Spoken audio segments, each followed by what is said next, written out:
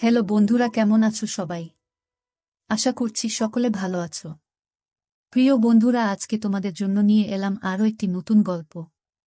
আশা করছি তোমাদের দাঁড়িয়ে যাবে, তাই ভিডিওটা শুরু থেকে শেষ পর্যন্ত দেখো। রোজ রাতে তেল আর কলা নিয়ে তার ঘরে ঢুকত। কিছুক্ষণ পর সে যখন ঘরের বাইরে বের হতো তখন তার পুরো শরীর ঘামে ভিজা থাকত। এই কাজটা সে বাড়ির সকলকে লুকিয়ে করত, কিন্তু আমি তার সবকিছুই দেখতে পেতাম, কারণ ওই সময় আমি রান্নাঘরে কাজ করতাম। এটা তার প্রতিদিনের ঘটনা ছিল। ও তেল আর কলা নিয়ে কি করত এটা জানার জন্য আমি একদিন ওর ঘরে লুকিয়েছিলাম।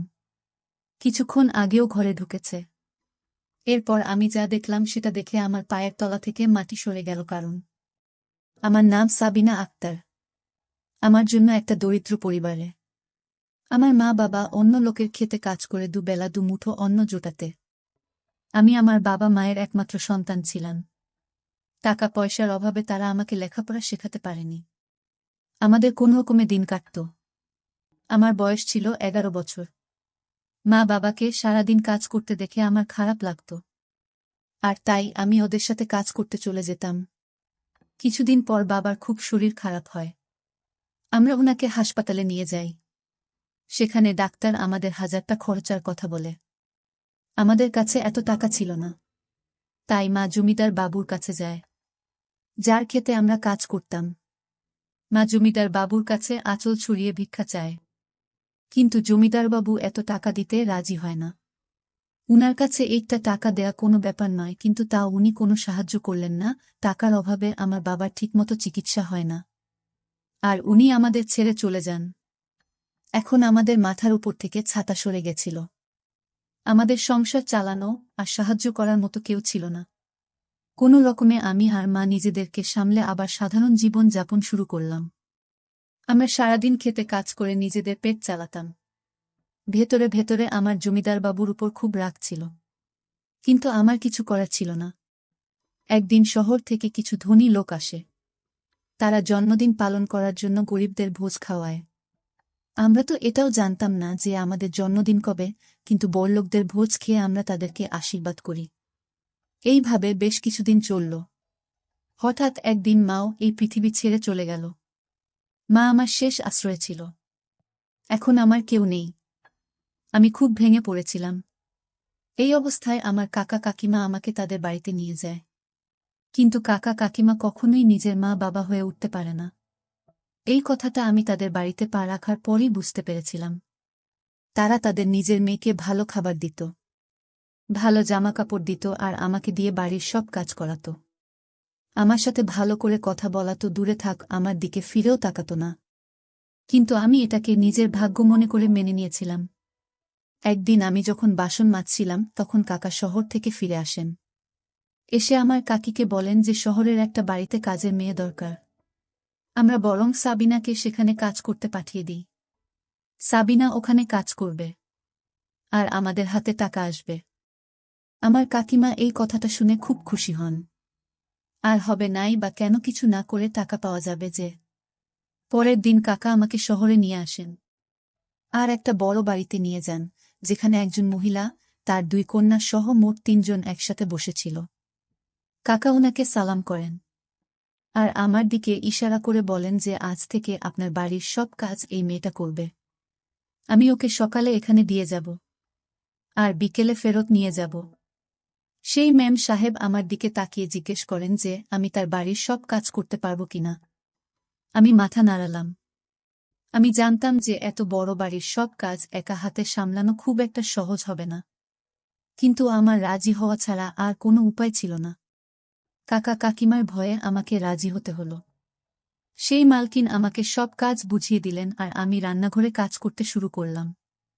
আমি সারাদিন কাজ করতাম, আর রাতে কাকা আমাকে বাড়ি নিয়ে যেত। বাড়ি গিয়ে শুকনো রুটি খেয়ে গরমের মধ্যে ঘুমিয়ে পড়তাম। পরের দিন সকালে কাকা আমাকে আবার মালকিনের বাড়িতে দিয়ে আসত। কিছুদিন এইভাবে চলল। একদিন মালকিনের বাড়িতে অনেক অতিথি আসে, আর তাই কাজও অনেক বেড়ে যায়। সেই জন্য মালকিন আমাকে বাড়ি পাঠায় না। উনি আমার কাকাকে বলেন যে যতদিন আমার অতিথিরা এই বাড়িতে আছে ততদিন সাবিনাকে এখানে থাকতে দিন, কারণ রাতে সবাই দেরি করে খায়। তাই কাজও অনেক বেড়ে যায়। কাকা আমাকে না নিয়ে বাড়ি ফিরে গেল। আমি অনেক রাত অবধি কাজ করতাম। আর মালকিন তার বাড়িতে থাকার জন্য আমাকে একটা ঘর দিয়েছিলেন। কাকা কাকিমার বাড়িতে থাকা থেকে আমার এখানে থাকতে বেশি ভালো লাগত। কারণ এখানে আমি ভালো খাবার পেতাম। আমার শোবার ঘরে পাখা ছিল।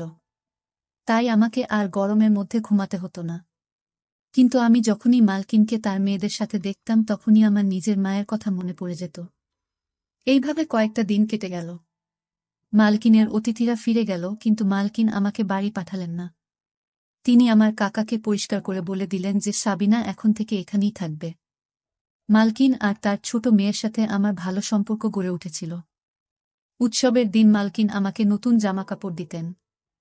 ওনার ছোট মেয়েটি খুব ভালো ছিল। আমার সাথে খোলা মনে মিশত। কিন্তু ওনার বড় মেয়েটি একটু রাগী ছিল। সে আমার সাথে বাড়ির কাজের লোকের মতো ব্যবহার করত। আর আমার সাথে ঠিক করে কথা বলতো না। একবার মালকিন আর তার মেয়েদের একটা বিয়ের ফাংশনের জন্য 3 দিন বাড়ির বাইরে থাকতে হয়। যাবার আগে মালকিন আমাকে তার বাড়ির দায়িত্ব দিয়ে যান। বলে যান যে তার বাড়ির খুব ভালো করে দেখাশোনা করতে। আমি অনেক দিন ধরে ওদের দেখাশোনা করছিলাম। তাই ওরা আমাকে বিশ্বাস করত। আমি বললাম যে এত বড় বাড়িতে আমার একা থাকতে ভয় লাগবে। তাই মালকিন আমার কাকাকে ডেকে পাঠান আর বলেন এই 3 দিন আমার সাথে এই বাড়িতে থাকতে। কাকার সঙ্গে সঙ্গে রাজি হয়ে যায়। আর মালকিনরা বেরিয়ে পড়ে। আমি কাকা আর আমার খাবার বানালাম আর খেয়ে শুয়ে পড়লাম। রাত 12টার সময় কাকা ঘুম থেকে উঠে ঘরের দরজা খুলে বাইরে বেরিয়ে গেল। দরজা খোলার আওয়াজে আমার ঘুম ভেঙে যায়। ভাবলাম কাকা হয়তো জল খেতে রান্নাঘরে গেছে। কিন্তু বেশ কিছুক্ষণ পরে যখন উনি ফেরত এলেন না, তখন আমি কাকা কি করছে দেখার জন্য ঘরের বাইরে বেরিয়ে এলাম। আমি কাকে এধার ওধার খুঁজতে লাগলাম। হঠাৎ আমি মালকিনের ঘর থেকে একটা শব্দ শুনতে পাই। আমি মালকিনের ঘরে উঁকি মেরে দেখি ওখানে আমার কাকা মালকিনের আলমারিতে কিছু একটা খুঁজছে। আমি জিজ্ঞেস করলাম কি খুঁজছেন কাকা? কাকে একটু ঘাবড়ে গিয়ে বলে কিছু না, এমনি আমার এটা দেখছিলাম। কত সুন্দর আলমারি। আমি বুঝতে পারলাম কাকা চুরির মতলব করছে। সে তার গ্রামে ছোটখাট চুরি প্রায় করেই থাকত। আর এত বড় বাড়িতে নিজেকে একা পেয়ে সে কি করে লোভ সামলায়। কিন্তু আমি চাই না কাকা এরকম কিছু করুক। কারণ আমি মালকিনের বিশ্বাস ভাঙতে চাই না। তারপর থেকে আমি কাকার উপর সারাক্ষণ নজর রাখতাম। আমি কখনো তাকে একা ছাড়তাম না। রাতে ভালো করে ঘুম হতো না। এইভাবেই 3 দিন কেটে গেল। আর মালকিন আর তার মেয়েরা বাড়ি ফিরে এলো। ওরা ফিরে আসার পর কাকা বাড়ি ফিরে গেল। মালকিন আমার জন্য কিছু জামাকাপড় নিয়ে এসেছিল, যেগুলো পেয়ে আমি খুব খুশি হলাম। একদিন রাতে যখন আমি রান্নাঘরে কাজ করছিলাম, তখন আমি মালকিনের ছোট মেয়েকে তার ঘরে তেল আর কলা নিয়ে যেতে দেখি। সে চুলের মতো লুকিয়ে লুকিয়ে তার ঘরের দিকে গেল যাতে কেউ তাকে দেখে না ফেলে। আমার জিনিসটা একটু অদ্ভুত লাগল। আখি দিদি তেল আর কলা নিয়ে কি করবে? মালকিনের স্বামী কিছু বছর আগে মারা গেছিলেন। তারপর থেকে উনি তার 2 মেয়ের সাথে একাই থাকেন। নিজেদের ব্যবসা থাকার জন্য ওনাদের কখনো টাকা পয়সার অভাব হয়নি। আমি আখি দিদির ব্যাপারটা এড়িয়ে গেলাম। ভাবলাম পড়াশোনা জানে, হয়তো কিছু একটা করছে। তার বন্ধুরা রোজ বাড়িতে আসত। আর ওরা সবাই মিলে কিছু একটা প্র্যাকটিক্যাল করত। তো একদিন আমি দিদিকে জিজ্ঞেস করলাম যে আপনারা সব বন্ধু মিলে কি করেন? তো সে বলল যে আমরা বিজ্ঞান নিয়ে পড়াশোনা করি। তাই আমাদের প্র্যাকটিক্যাল করতে হয়। আমি কিছুই বুঝলাম না। আমি তো কোনো দিন স্কুলে যাইনি। তাই পড়াশোনার ব্যাপার আমি কি করে বুঝব? তাই জন্য আমি আখি দিদির তেল আর কলা নিয়ে যাওয়ার ব্যাপারে বেশি মাথা ঘামাতাম না। বাড়ির সকলের খাওয়া হয়ে যাওয়ার পর আমি বাসন মাজতাম আর রান্নাঘরটা পরিষ্কার করতাম। এর মধ্যে দিদি ফ্রিজ থেকে কলা বের করত আর একটা পাত্রে তেল ঢেলে নিজের ঘরে নিয়ে চলে যেত। এখন এটা রোজকার ব্যাপার হয়ে গেছিল। আমার ঘরটা দিদির ঘরের একদম সামনে ছিল। মাঝরাতে দিদির ঘর থেকে বের হতো আর নিজের হাত ধুত। তার গোটা গা ঘামে ভিজে থাকত। মাঝে মাঝে যখন আমার ঘুম আসত না, তখন আমার এসব চোখে পড়ত। রোজ আমি এসব দেখতে পেতাম না, কারণ যখন সে বাইরে আসত আমার চোখ লেগে যেত। এখন আর এই জিনিসটা আমার পড়াশোনার বিষয় মনে হচ্ছিল না, মনে হচ্ছিল অন্য কিছু। কারণ দিদি যদি প্র্যাকটিক্যালের জন্য কলা আর তেল নিয়ে যেত তাহলে লুকিয়ে লুকিয়ে কেন নিয়ে যেত? আর রোজ কেন নিয়ে যেত? সারাদিন আমার মাথায় এটাই ঘুরত যে দিদি তার ঘরে কি এমন করে। আমি মালকিনের সাথে এই ব্যাপারে কথা ভাবলাম। একদিন আমি মালকিনের ঘরে গেলাম আর দেখলাম উনি ফোনে কারো সাথে কথা বলেছেন। তাই আমি কিছু না বলে ওখান থেকে চলে এলাম। তারপর আমি ভেবে দেখলাম যে মালকিনকে বললেন শুধু শুধু বাড়িতে ঝামেলা হবে। তাই আমি ছেড়ে দিলাম। আর এই ব্যাপারটা নিয়ে মাথা ঘামানো বন্ধ করে দিলাম। একদিন আমার রাতে ঘুম আসছিল না। আমার মায়ের কথা খুব মনে পড়ছিল। আমি দেখি আখি দিদি তার ঘর থেকে বের হলো। তার চোখে জল এসে যাচ্ছিল। আমি ঘর থেকে বেরিয়ে এসে দিদিকে জিজ্ঞেস করলাম, আপনি কাঁদছেন কেন? দিদি প্রশ্নটা এড়িয়ে যায় আর বলে, কিছু না, তুমি গিয়ে শুয়ে পড়ো। এই বলে সে তার ঘরে চলে গেল। আমার এই চিন্তায় সারারাত ঘুম হল না। ভাবতে লাগলাম যে কি এমন হলো যে সব সময় হাসিখুশি থাকা আখি দিদি এত রাতে কাঁদতে কাঁদতে ঘর থেকে বেরিয়ে এলো। সারাদিন আমার মাথায় একটাই চলতে লাগল। আখি দিদির তেল আর কলা নিয়ে ঘরে যাওয়া, মাঝরাতে ঘর থেকে বেরিয়ে এসে হাত ধোয়া, সারা ঘামে ভিজে থাকা, তারপর এক রাতে কাঁদতে কাঁদতে ঘর থেকে বেরিয়ে আসা। আর সবথেকে বড় কথা, এসব কাজ লুকিয়ে করা। আমার কোনোটাই স্বাভাবিক মনে হল না। আমার দিদির উপর সন্দেহ হয়। ও কোনো খারাপ কাজ করছে না তো? পরের দিন দিদি কলেজে চলে যায়। আর বড় দিদিও তার কলেজে যায়। তখন আমি মালকিনকে চা দিতে গেলাম।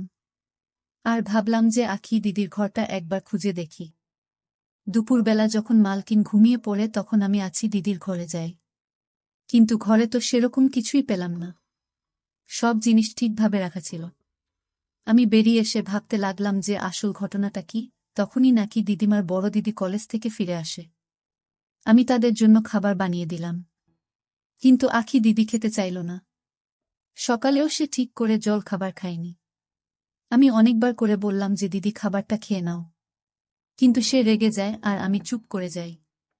কিছুক্ষণ পর আমি ভাবলাম যে দিদিকে একবার জিজ্ঞেস করি তার কি হয়েছে। কিন্তু তারপর মনে হলো যদি সে রেগে যায়, আমার আখি দিদির জন্য চিন্তা হয়। আমি যবে থেকে এই বাড়িতে এসেছি দিদি একবারও আমাকে বুঝতে দেননি যে আমি বাড়ির কাজের মেয়ে। সে আমায় কাকা কাকিমার থেকে অনেক বেশি যত্ন করেছে। কিছুক্ষণ পর আমার মাথায় একটা বুদ্ধি আসে। আমি যদি আজ রাতে আখি দিদির ঘরে লুকিয়ে থাকি তাহলে আমি সবটা জানতে পারব। আমি রাতের সবাইকে খেতে দিলাম, কিন্তু নিজে কিছু না খেয়ে দিদির ঘরে গিয়ে একটা কোণায় লুকিয়ে পড়লাম। আমি এমন সময়ে তার ঘরে ঢুকলাম যখন সে রান্নাঘরে তেল আর কলা নিতে গিয়েছিল। আমি লুকিয়ে লুকিয়ে দেখলাম যে দিদি তার ঘরে এলো আর ঘরের পেছনের দরজাটা খুলে দিল। আমার মনে পড়ল সেই দিন যখন আমি দিদির ঘরে এসেছিলাম, তখন এই দরজাটা আমার চোখে পড়েনি। হয়তো দরজাটার সামনে পর্দা লাগানো ছিল, তাই আমার চোখে পড়েনি। তারপর আমি দেখলাম যে দিদি ওই দরজা দিয়ে একটা মানুষকে ভিতরে ঢোকালো। আর তারপর যেটা হলো সেটা দেখে তো আমার পায়ের তলা থেকে মাটি সরে গেল। তখন হঠাৎ আমার হাতে চিন্তার, যেটা আমার মা মেলা থেকে আমায় কিনে দিয়েছিল, সেটা খুলে মাটিতে পড়ে যায়। সেই আওয়াজটা শুনে দিদি মনে হলো যে তার ঘরে আরও কেউ আছে। সে উঠে তার ঘরটা খুঁজে দেখতে লাগল। আর তখনই একটা কোণায় সে আমাকে দেখতে পেল। দিদি আমাকে দেখে ঘাবড়ে গেল আর রেগে গিয়ে বলল, তুমি এখানে কি করছো? এইভাবে লুকিয়ে আছে কেন? দিদির রাগ দেখেই আমি একটু ভয় পেলাম। বললাম, আমাকে ক্ষমা করবেন দিদি, আমি কোনো খারাপ উদ্দেশ্য নিয়ে এই ঘরে আসিনি। আমার আপনার জন্য চিন্তা হচ্ছিল, কারণ আজকাল আপনি ঠিক করে খাবার খান না। আর সেই দিন আপনি কাঁদতে কাঁদতে ঘর থেকে বেরিয়েছিলেন। তারপর আখি দিদি আমাকে সবটা খুলে বলল। সে কোনো ভুল কাজ করছে না, বরং একটা মানুষের উপকার করছে। দিদি ওই লোকটার দিকে ইশারা করে বলে, তিনি আমার দাদু হন। আমার বাবা মারা যাওয়ার পর আমার মা ওনাকে বাড়ি থেকে বের করে দিয়েছিল। তারপর থেকে উনি একটা মসজিদে থাকেন। কিন্তু আমি এটা সহ্য করতে পারতাম না। আমি এই ব্যাপারে মায়ের সাথে কথা বলার চেষ্টা করেছিলাম, কিন্তু মা আমাকে খুব বকা দিয়েছিল। তাই আমি একটা প্ল্যান বানাই। আমি রাতে দাদুকে আমার ঘরে নিয়ে আসি, আর সকাল হলে ওনাকে পিছনের দরজা দিয়ে বের করে দিই। আমি দিদিকে জিজ্ঞেস করলাম যে সে তেল আর কলা দিয়ে কি করে। দিদি বলে যে দাদুর লিভারের সমস্যা আছে, তাই সে বেশি খাবার খেতে পারেন না, তাই উনি একবেলা খাবার খান। সকালে কলেজে যাওয়ার সময় আমি ওনাকে খাবার দিয়ে যাই। রাতের বেলা উনি কিছু খান না, তাই আমি ওনাকে ফল খাওয়াতে শুরু করি। আর কলার সব থেকে প্রিয় ফল, তাই আমি রোজ রাতে উনার জন্য কলা নিয়ে আসি। আমি এসব লুকিয়ে করি যাতে মা আর দিদি কিছু জানতে না পারে। আর দাদুর হাঁটুতে খুব ব্যথা, তাই আমি রোজ তেল নিয়ে আসি ওনার হাঁটুতে মালিশ করার জন্য। অনেকক্ষণ ধরে মালিশ করার পর আমার গা ঘামে ভিজে যায়, আর আমি বাইরে হাত ধুতে যাই। সেদিন আমার দাদুর শরীরটা ভালো ছিল না, তাই আমার চোখে জল চলে এসেছিল। দিদির কথা শুনে আমার মনের সব আশঙ্কা দূর হয়ে যায়। আমি চুপচাপ নিজের ঘরে ফিরে আসি। ঘরে এসে আমি ভাবতে লাগলাম আমার মালকিন এতটা নিষ্ঠুর কি করে হতে পারে, যে তার অসুস্থ শ্বশুরমশাইকে বাড়ি থেকে বের করে দেন। তার সাথে সাথে আমার আখি দিদির উপর গর্ব হয়। আজকালকার দিনে বড় মনের মানুষ খুব একটা দেখা যায় না, আর আখি দিদির মনটা খুব বড় ছিল। এই সমাজটা বড় নিষ্ঠুর হয়ে গেছে, তারা বয়স্ক মানুষদের বাড়ি থেকে বের করে দিচ্ছে। আমি ভালো করে বুঝতে পারলাম যে মানুষ অন্যের কষ্ট বোঝে না, যখন সেই কষ্ট সে নিজে অনুভব করে তখনই তার মর্ম বোঝে। আর বন্ধুরা, এই কাহিনী থেকে আমরা যে শিক্ষা অর্জন করতে পারলাম তা হচ্ছে আমরা চোখের সব সময় যা দেখি তা নিয়ে সন্দেহ করা ঠিক নয়।